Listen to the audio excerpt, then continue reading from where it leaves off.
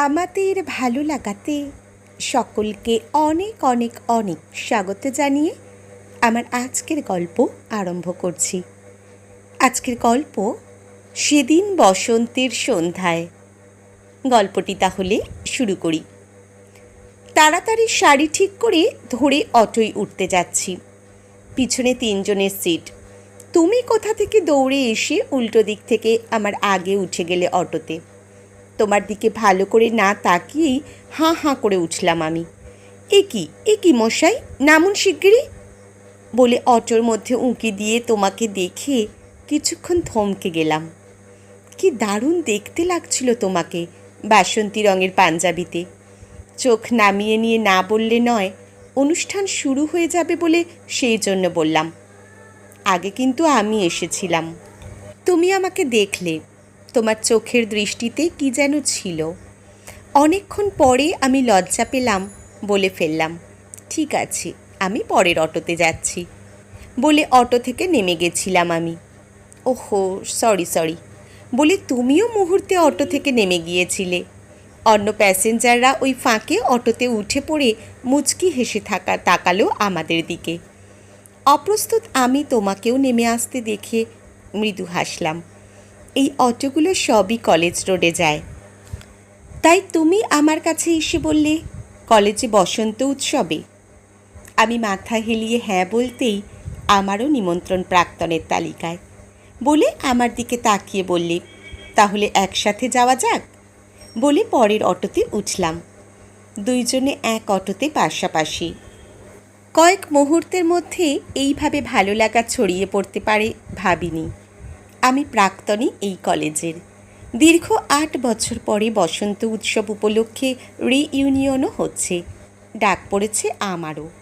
বিগত কয়েক বছর এক ছন্দহীন বিরক্তিকর জীবন কাটিয়ে ঠিক করেছিলাম, যাই ঘুরে আসি, ভালো লাগছিল না কিছুই।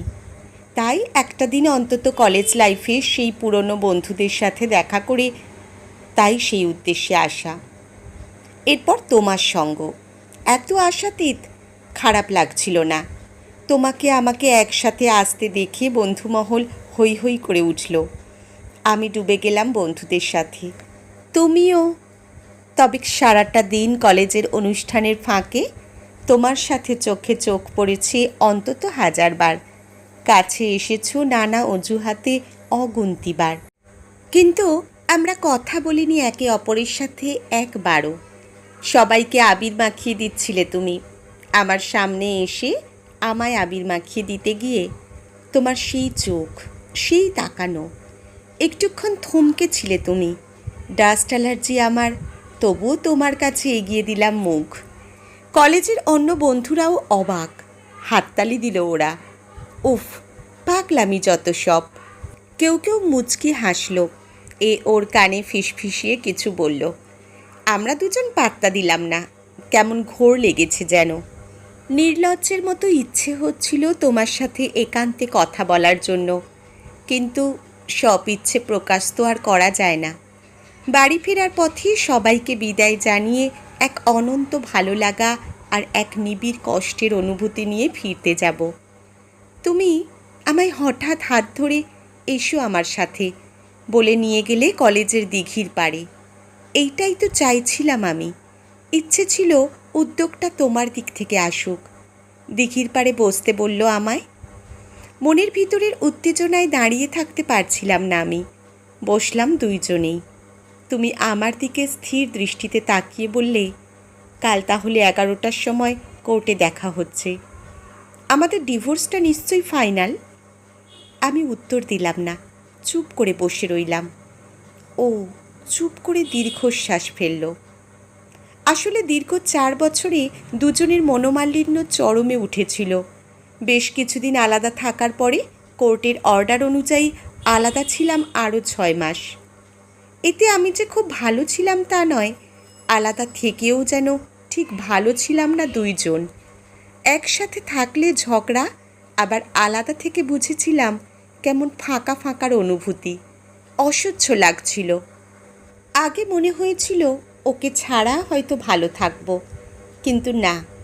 অথচ কি প্রচণ্ড ইগো আমাদের। ভাবছিলাম আমাকে ছাড়া ও ভালো আছে নিশ্চয়ই। এটা মনে হলেই মনকে আবার শক্ত করে বেঁধেছি। ফিরে যেতে মন চায়নি। এই কলেজেই প্রেম, তারপর বিয়ে।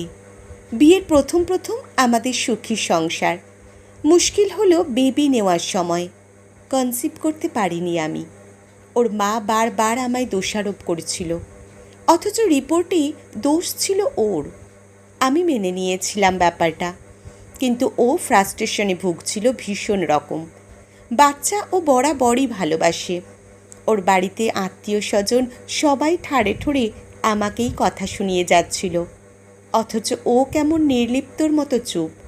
নিজের অক্ষমতা ঢাকার জন্য কোনো দিন কোনো প্রতিবাদ করেনি। নিজের সমস্যার কথা নাই বা বলতো, কিন্তু আমার হয়তো কথা বলতে পারত। এই অভিমান আমার মনকে কুড়ে কুড়ে খাচ্ছিল। যতদিন যাচ্ছিল ওর প্রতি বিরক্তি বাড়ছিল আমার। দূরত্ব ক্রমশ বাড়ছিল। ইগো অভিমান পাহাড় হয়ে দাঁড়িয়েছিল সম্পর্কের মাঝে। অথচ এই সময় উচিত ছিল পরস্পরের পাশে দাঁড়ানো, কিন্তু ও ঠিক এই সময় নিজেকে বেশি ব্যস্ত করে নিল অফিসের কাজে। এর উপরে তো ওর মায়ের বাক্যবান। আমার জন্যই ওনার ছেলের এই নিজেকে ব্যস্ত করে রাখা। আমার মুখ দেখতেও বিরক্তি নাকি তোমার? প্রচণ্ড রাগে অভিমানে আমিও নিজেকে ব্যস্ত করে নিলাম অফিসে। তারপরে আমার গানের রিহার্সালে। এখানেও আপত্তি তোমার বাড়ির সবার। অবশেষে ছাড়াছাড়ি। ডিভোর্স ফাইল আমিই করলাম। তুমি চুপ করে রইলে, শুধু একটা মেসেজ পাঠিয়েছিলে, ভালো থেকো, নতুন করে শুরু করো আবার। প্রচণ্ড রাগ হয়েছিল আমার। গা রি করে উঠেছিল। মনে হয়েছিল আমি নতুন করে শুরু করলে তোমার পথ বুঝি পরিষ্কার হয়।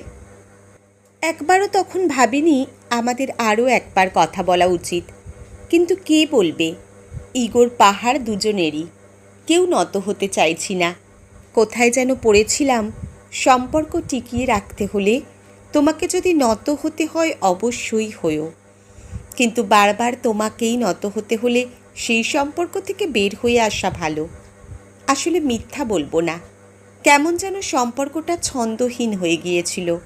মনে হচ্ছিল আমাদের দূরে থাকাই ভালো, তাই নত আমরা কেউই হইনি। তাই অবশেষে ডিভোর্স ফাইল, কোর্ট কেস, অবশ্যই মিউচুয়াল। বসন্ত উৎসবের নিমন্ত্রণ আসার পরে মনে হয়েছিল তুমি যদি আসো, যদি দেখা হয়। কিন্তু আমি শিওর একদম কথা বলবো না। এতদিনে নিশ্চয়ই কাউকে জোগাড় করে ফেলেছ। কলেজের হিরো ছিলে একটা সময়। কত প্রেমিকা ছিল তোমার। হোলির দিনে আমাদের প্রেমের শুরু ছিল কলেজেই। সত্যি তুমি আসবে ভাবিনি। এখন বুঝতে পারছি আমার মতোই তুমিও অপেক্ষাতে ছিলে হয়তো। স্বীকার না করলেও মনে হচ্ছে খুব প্রয়োজন ছিল এই দেখা হওয়ার। দিঘির পাড়ে বসে আছি অনেকক্ষণ হলো। কত পুরনো স্মৃতি এই কলেজকে ঘিরে। তোমার পাশে বসে একটা অদ্ভুত তীর করা অনুভূতির সাথে বুকের কাছটাতে একটা কষ্ট আটকে আছে যেন। বের করতে চাইছিল না ও দেখে ফেলবে বলে। আমি চাই না আমার দুর্বলতা ও ধরে ফেলুক। আমাকে চুপ দেখে তুমি আর থাকতে পারলে না। তুমি হঠাৎ আমার হাত দুটো ধরে বললে, আবার নতুন করে শুরু করা যায় না কলি? কলি?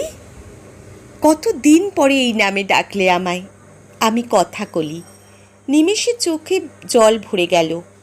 আটকাতে আর পারলাম কই নিজেকে।